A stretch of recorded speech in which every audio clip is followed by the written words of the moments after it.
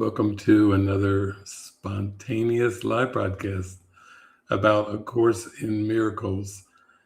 And I prayed today, and the topic I was guided to speak on and am guided to speak on is the fear to look within. What does that mean? It doesn't mean within the body or within the brain. It means the fear to look within the mind, because of the fear of the devastation of the unconscious or unwatched mind.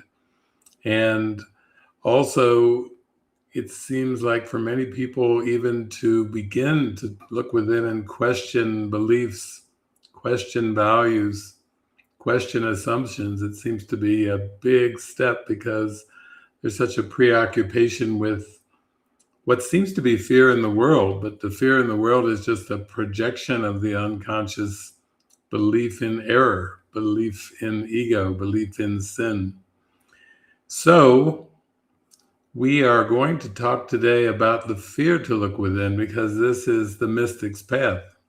We talk a lot about the way of the mystic, but the way of the mystic is to go within and to not fear to look upon the apparent seeming devastation of believing in separation from God, which is what this whole cosmos is based on. The world was made in hatred. The ego projected out all of time and space. The whole cosmos as a defense against God's love, which is prior to linear time, the I am presence that Jesus talked about before Abraham was I am. So in looking at the fear to look within, which is really an important topic, because every time there's anger, I'm never upset for the reason I think. It's the fear to look within and face the anger, the rage of the ego at God, to face the belief in separation and all the fear, guilt, shame, pain, upsetting emotions that are buried deep. And so I initially went to A Course in Miracles search program, and I typed in fear to look within. We start off with a quote from chapter 13, section 10. You who have always loved your Father can have no fear for any reason to look within and see your holiness. Chapter 21, section 4. Beneath your fear to look within because of sin is yet another fear, and one which makes the ego tremble. What if you looked within and saw no sin? What if you were sinless? If you look deep enough with the Holy Spirit, with Jesus Christ, that's what you find. That who you are, who God created you is perfect, eternal, changeless, sinless. Chapter 29, section 7, the search, meaning the search in the world, implies that you are not whole within and fear to look upon your devastation, but prefer to seek outside yourself for what you are. Lesson 309 from the workbook of A Course in Miracles. I will not fear to look within today. And from the same lesson, I fear to look within because I think I made another will that is not true and made it real. And then there's an entire section from chapter 21, Reason and Perception, section 4. The fear to look within is the title of the section, section 4. So let's go through that to get really clear on this topic. The Holy Spirit will never teach you that you are sinful. Errors he will correct, but this makes no one fearful. You are indeed afraid to look within and see the sin you think is there. This you would not be fearful to admit. Fear in association with sin, the ego deems quite appropriate and smiles approvingly. It has no fear to let you feel ashamed. It doubts not your belief and faith in sin. Its temples do not shake because of this. Your faith that sin is there but witnesses to your desire that it be there to see. This merely seems to be the source of fear. Remember that the ego is not alone. Its rule is tempered, and its enemy, unknown enemy, whom it cannot even see, it fears. That's God. Loudly, the ego tells you not to look inward, for if you do, your eyes will light on sin, and God will strike you blind. This you believe, and so you do not look. Yet this is not the ego's hidden fear, nor yours who serve it. Loudly indeed the ego claims it, too loudly and too often. For underneath this constant shout and frantic proclamation, the ego is not certain it is so. Beneath your fear to look within because of sin is yet another fear, and one which makes the ego tremble. What if you looked within and saw no sin?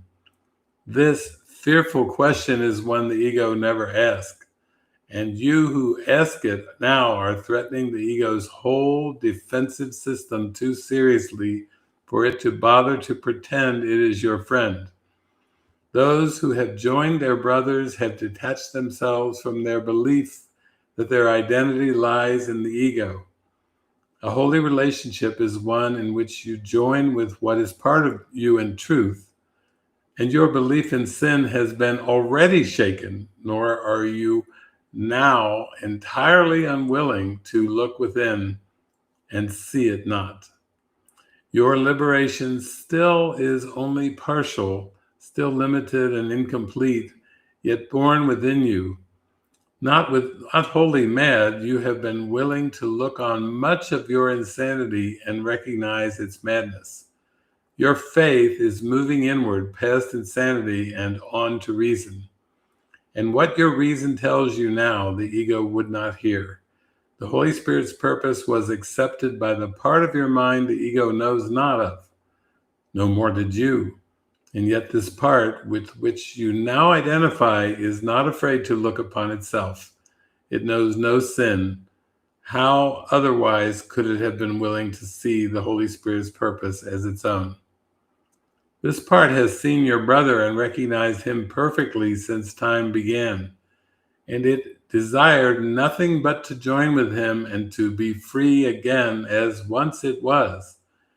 It has been waiting for the birth of freedom, the acceptance of release to come to you. And now you recognize that it was not the ego that joined the Holy Spirit's purpose, and so there must be something else. Think not that this is madness, for this your reason tells you, and it follows perfectly from what you have learned already. There is no inconsistency in what the Holy Spirit teaches. This is the reasoning of the same. You have perceived the ego's madness and not been made afraid because you did not choose to share in it. At times, it still deceives you, yet in your saner moments, its ranting strikes no terror in your heart, for you have realized that all the gifts it would withdraw from you in rage at your presumptuous wish to look within, you do not want. A few remaining trinkets still seem to shine and catch your eye, yet you would not sell heaven to have them. And now the ego is afraid. Yet what it hears in terror, the whole other part hears as the sweetest music, the song it longed to hear since the first the ego came into your mind. The ego's weakness is its strength, the song of freedom which sings its praises, the praises of another world brings to it hope of peace. For it remembers heaven, and now it sees that heaven has come to earth at last, from which the ego's rule has kept it out so long. Heaven has come because it found a home in your relationship on earth, and earth can no longer be, can no longer what has been given heaven as its own, can hold no longer. Look gently on your brother and remember the ego's weakness is revealed in both your sight.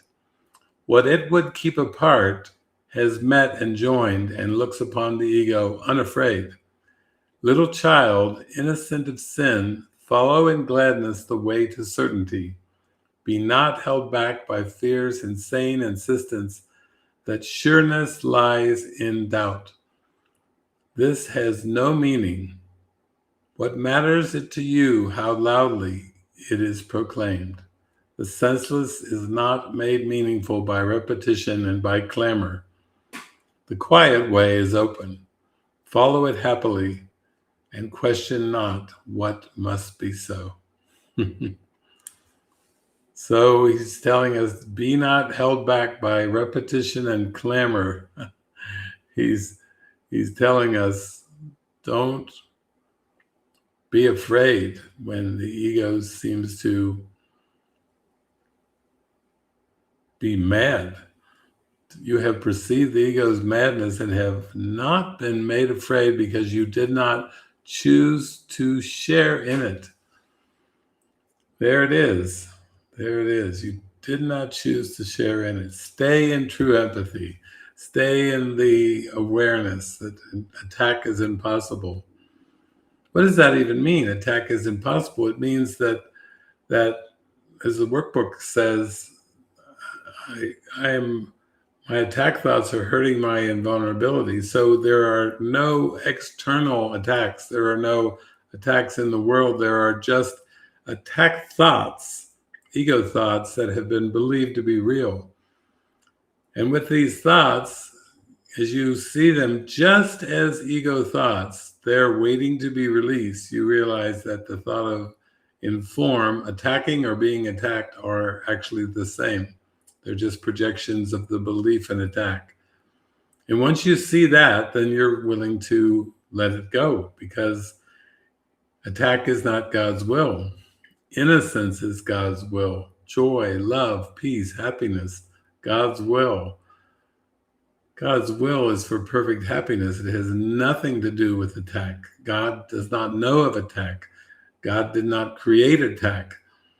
This is a journey deep into the mind where you overcome the fear to look within. And then as you look within, you can see the false as false from a perspective on high with the Holy Spirit. And there is invulnerability returned to the mind, because the world cannot give or take in terms of harm. The world is harmless when it has been forgiven. So we're here to join with the Holy Spirit, not to buy into the ego's clamor and false claims, false accusations, false gossip.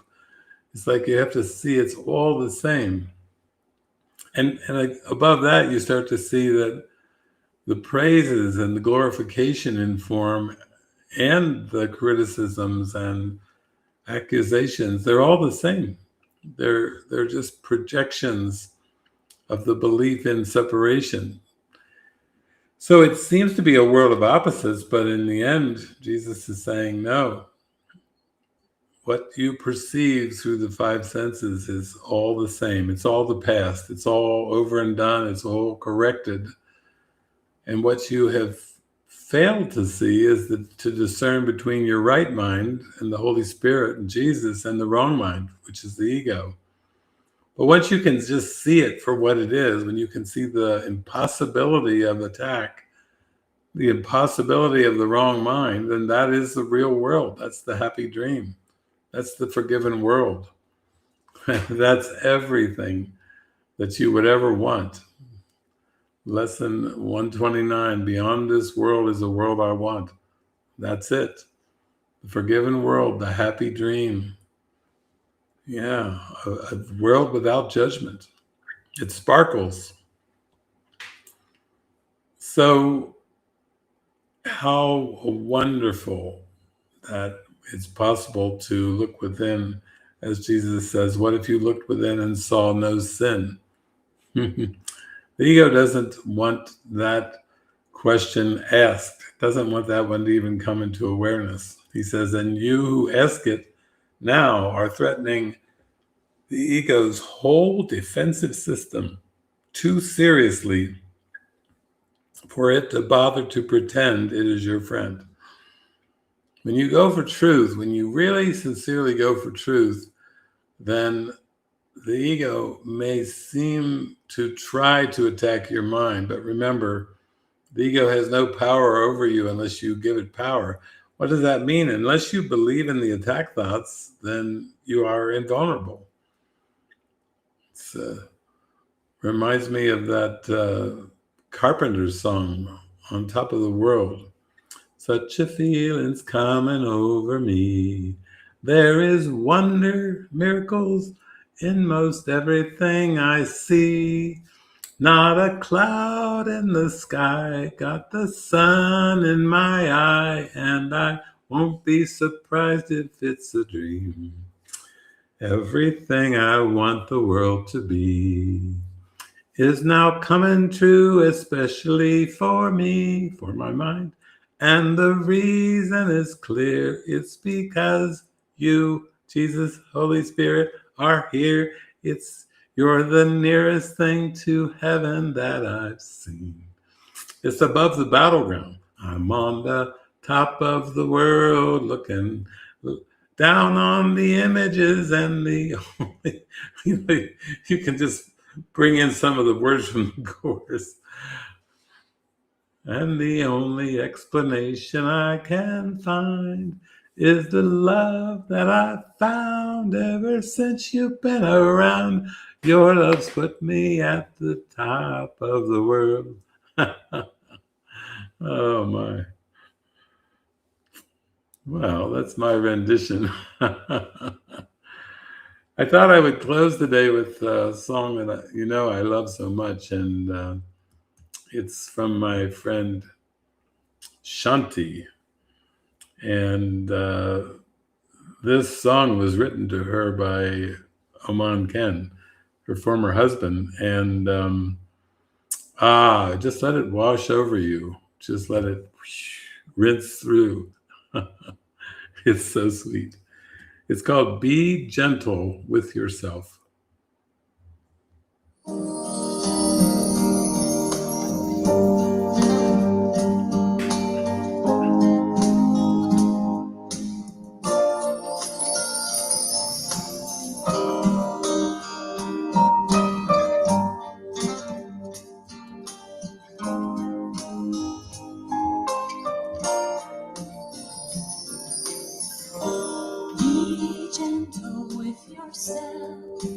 Jungle seems to roar. We've all been there before. Be gentle with yourself. Sometimes we get the breaks. Sometimes we make mistakes. Be gentle with yourself. Don't kick yourself around should you fall to the ground. Be gentle with yourself, just get back into stride, touch the you inside. Inside we're all the same, there's a light that tries to shine out in everything we say and do. Outside it's just a game, but the rules we sometimes play by won't let the light shine through. Let the light shine through.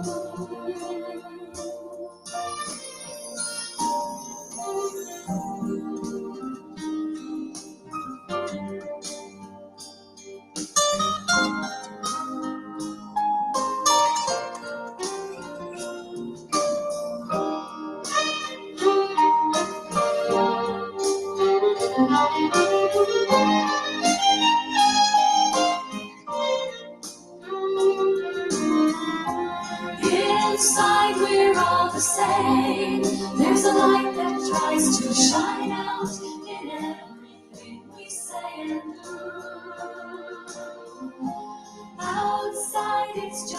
game, but the rules we sometimes play by won't let the light shine through.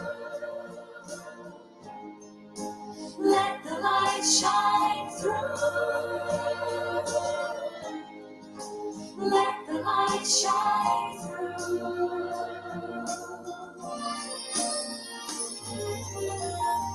Be gentle with yourself if you wander from the road or break under the load.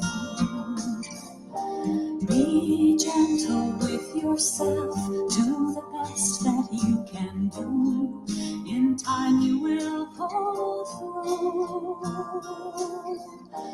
Be gentle with yourself, for everything will pass. It changes all so fast. Be gentle with yourself, the sun shall rise again, a new day will begin. Inside we're all the same, there's a light that tries to shine out in everything we say and do. Outside it's just a game, but the rules we sometimes play by won't let the light shine through. Let the light shine through. Let the light shine through.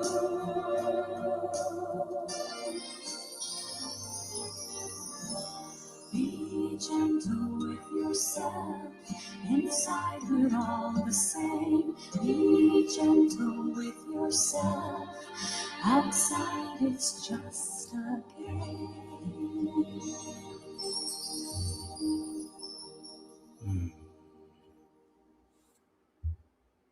Sweet. Okay. Don't be afraid to look within. Drop deep within today. Just be determined. That's the workbook lesson from A Course in Miracles workbook for the daily lesson, if you're doing it along with the calendar years. Above all else, I am determined to see. That's it. That's it. Don't hold back. Just go drop deep. Drop through the belief in error and drop into the light. Drop into the kingdom of heaven within. Such depth.